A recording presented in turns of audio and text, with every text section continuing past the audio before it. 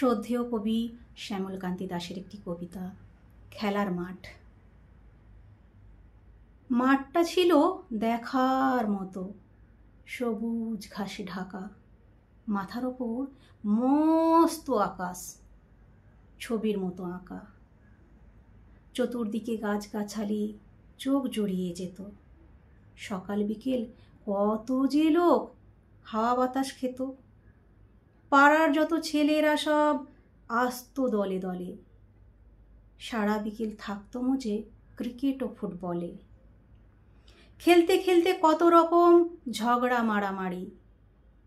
হাততালিতে কান পাতা দায়, ওভার বাউন্ডারি। ক্যাংলা পেনুর পায়ের কি জোর, শব্দ ওঠে গোল। খেলার মাঠে বিকেলবেলা তুমুল কলরোল। সেই মাঠে আর হয় না খেলা, বাড়ির পাশে বাড়ি। সকাল বিকেল দাঁড়িয়ে থাকে প্রমোটারের গাড়ি। মাঠের ওপর রঙিন আকাশ ধোঁয়ায় ধুলোয় ঢাকা। খেলার মাঠে দাপিয়ে বেড়ায় টাটা সুমোর চাকা।